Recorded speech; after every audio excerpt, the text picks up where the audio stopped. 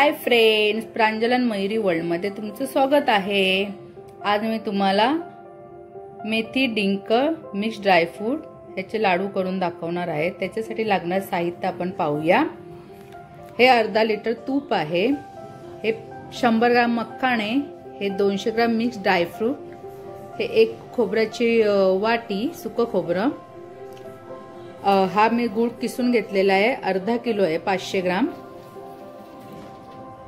हे 100 ग्राम डिंक, 100 ग्राम तीळ अनपॉलिश केलेले, हे 100 ग्राम शेंगदाणे, 100 ग्राम अळशी, 50 ग्राम खसखस, 100 ग्राम हालिम, 50 ग्राम मेथी आणि जायफळ वेलची पूड। हे एवढं साहित्य आपल्याला लागणार आहे। आता आपण ह्याचे लाडू कसे करायचे ते पाहूया। चला आपण लाडू करूया। आता मी गॅसवर कढई ठेवलेली आहे आणि आपण मंद आचेवर सगळे हे साहित्य ते भाजून घेणार आहे। पहिला आपण हे जे मखाणे आपण घेतलेले ते भाजून घेऊया मंद आचेवर।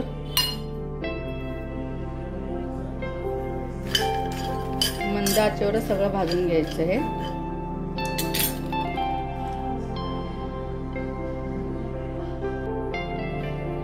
मखाने आपले भाजून झालेले आहे, याला मी आता परातीत काढून घेते।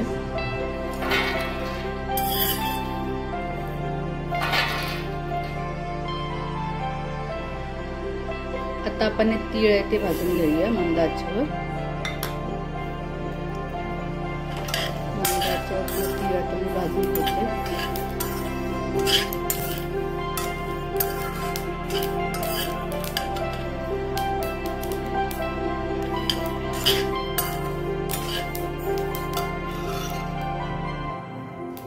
तीळ सुद्धा आपले भाजून झालेले आहे। आता ह्याला पण मी काढून घेते परातीत।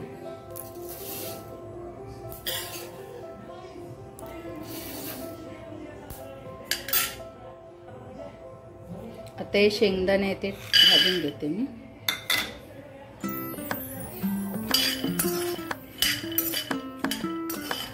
सगळे हे जे लाडूला लागणारे साहित्य हे सगळं मंद आचेवरच भाजून घ्यायचं आहे।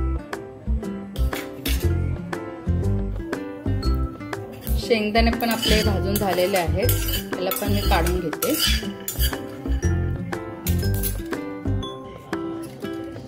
आता आपण अळशी आहे ती टाकून घेऊया, मंद आचेवरच भाजून घेऊया। याचा अळशी भाजी हे कसं ओळखायचं, याच्यामध्ये तडतड तडतड आवाज येईल अळशीचा, की आपण समजायचं की अळशी आपली भाजून झालेली आहे। हे बघा मी आता टाकले, माझी कढई गरम आहे त्याच्यामुळे ते पटकन भाजलं जाणार आहे। अळशी खूप पौष्टिक आणि मुलांसाठी खूपच चांगली आहे। मुलं अशी तर खात नाही, म्हणून आपण हे अशीच भाजून लाडू मध्ये टाकू शकतो। हे बघा माझी अळशी आता भाजते चांगल्या प्रकारे। गॅस मंद आचेवरच आहे बघा, सगळ्या गोष्टी आपण ह्या मंद आचेवरच भाजून घ्यायचं आहे।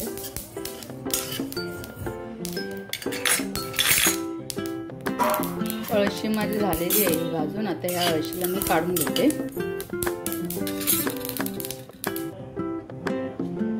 आता आपण हालिम भाजून घेणार आहोत।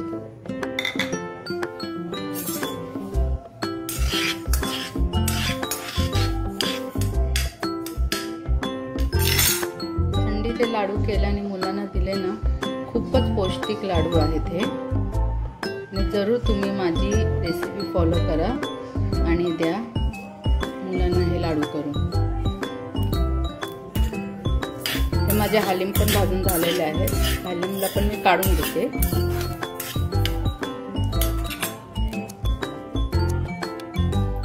आता एक खसखस आहे ते भाजून घेते मी मंद आचेवर।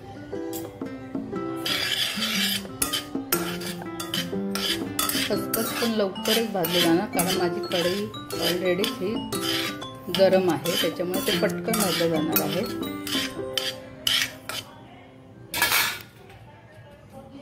हे बघा खसखस माझं भाजून झालेलं आहे। खसखसला पण मी काढून घेते।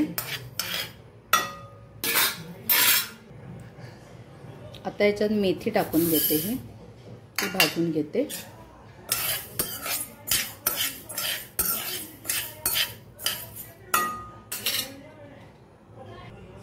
बघू शकता तुम्ही मेथी पण माझी भाजून झालेली आहे। आता मेथीला पण मी काढून घेते।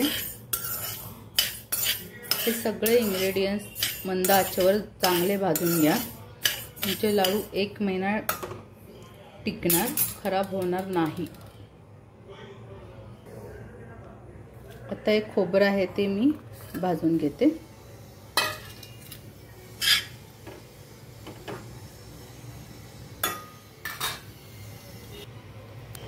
हे खोबरं सुद्धा आपलं आता भाजून झालेलं आहे। बघा छान गोल्डन कलर येतोय त्याला। थोडंसं अजून हलका भाजून घेतलं की याला मी काढून घेते।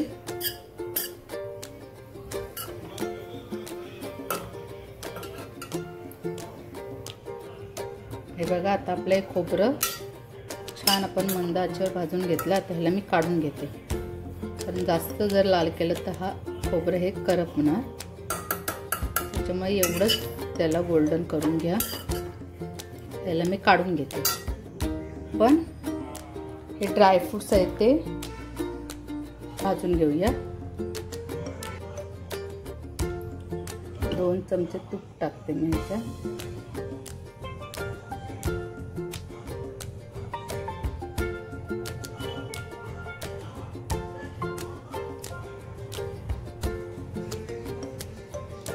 आणि ड्रायफ्रूट्स आणि तेलात भाजून थोडेसे शॅलो फ्राय करून घेऊया।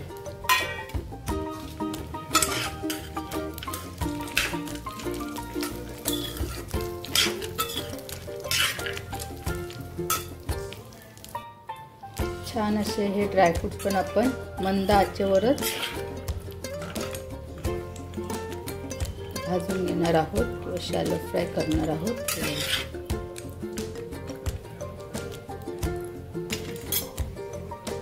खूप सुंदर लाडू लागतात हे, मुलं हे आवडीने खातील। आता ड्रायफ्रूट सुद्धा माझे शॅलो फ्राय झालेले आहेत। त्याला मी आता काढून घेते। हे बघा असे लालसर झालेले आहेत। हे बघा बस त्यांनी एवढंच परतून घ्यायचं आहे तुपात। मी आता त्याला काढून घेते। आता आपण ह्याच्यामध्ये अजून तूप काढून घेणार आहोत आणि आपल्याला डिंक तळून घ्यायचं आहे। डिंक हे तुपातच तळले जातात, त्याच्यामुळे आपल्याला तूप लागणार आहे।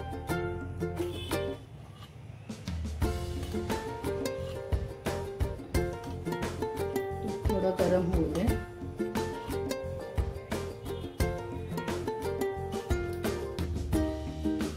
थोडं तापलं की आपण जे डिंक घेतले ते तळून घेणार आहोत, थोडे थोडे टाकून। तर आपलं हे तूप गरम झालेलं आहे। आपण ह्याच्यामध्ये थोडं थोडं करून डिंक टाकून घेऊया आणि तळून घेऊया। हे बघा हे असे छान डिंक तुपात तळून घ्यायचे आणि हे असे फुलतात। हे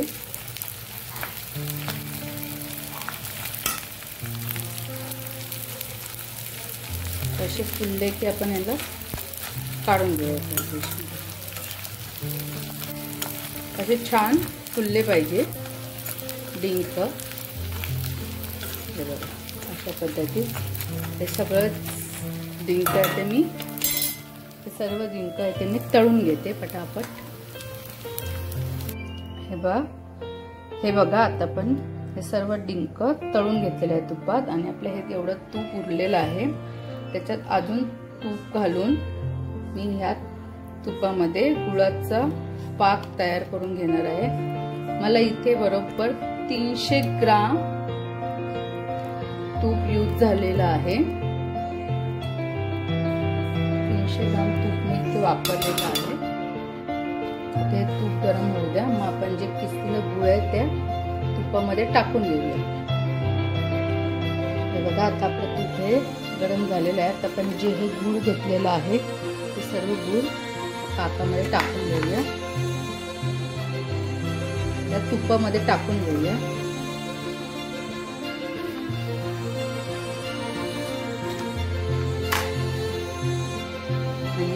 पाकामध्येच आपण गुळाचा पाक तयार करणार आहोत। हे लाडू खायला खूप सुंदर लागतात।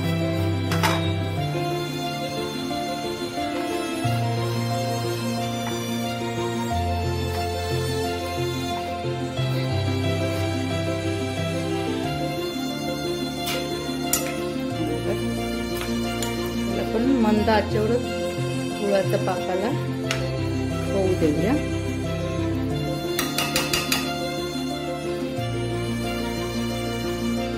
आणि हे जे आपण सगळं भाजून घेतलेले तुपामध्ये हे डिंक तळून घेतलेले सर्व इन्ग्रेडियंट्स आपण हे हाताने मिक्स करून मिक्सर मधून काढून घेणार आहोत।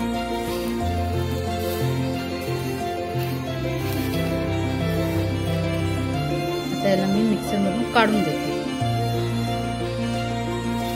सगळं मी आता मिक्सर मध्ये टाकून देते।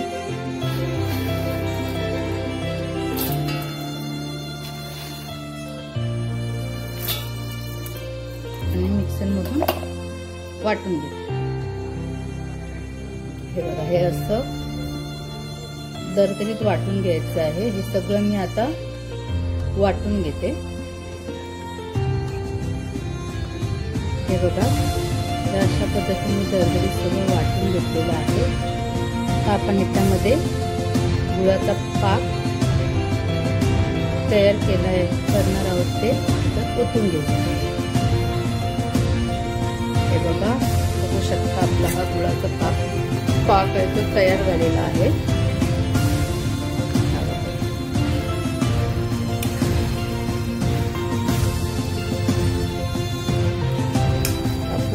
वितळला आणि असा वरती फेस आला की समजून जायचं की आपला हा गुळाचा पाक तयार झालेला आहे। आता हा गरम गरम पाक आपण आपल्या ते वाटून घेतलेला आहे त्याच्यामध्ये टाकून घेऊया। आता हा आपला गरम गुळाचा पाक आहे तयार झालेला वाटून घेतलेला आहे त्याच्यात टाकून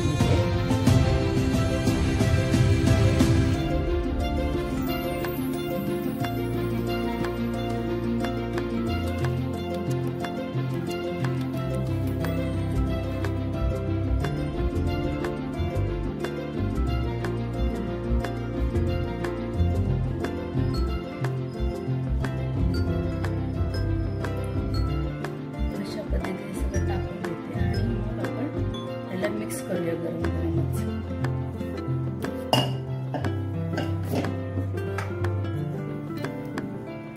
कारण हा पाक लगेच थंड झाला तर मिक्स होणार नाही, त्याच्यामुळे आपल्याला हा गरम गरमच पाक टाकून घ्यायचा आहे।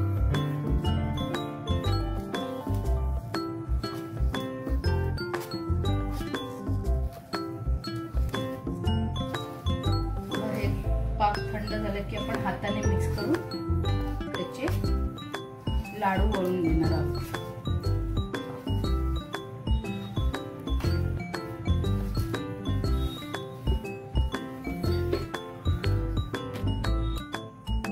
आणि हे आपण जी वेलची पूड घेतली ते आता आपण टाकून घेऊन मिक्स करून घेऊया।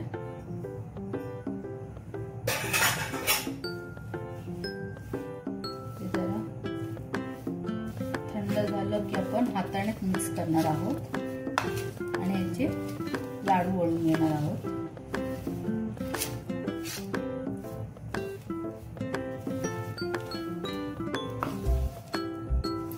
छान आणि अप्रतिम असे हे लाडू लागतात। गरम आहे अजून सारं, ते सगळं मी हाताने मिक्स करून घेते आणि ह्याचे लाडू वळायला देते। अजून पण हे गरमच आहे सारण।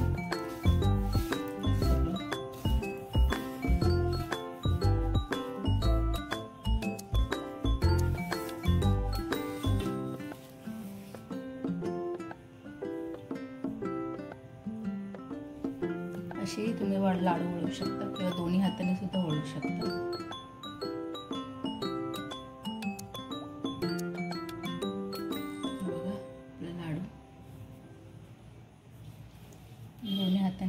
तुम्हाला दाखवते मी.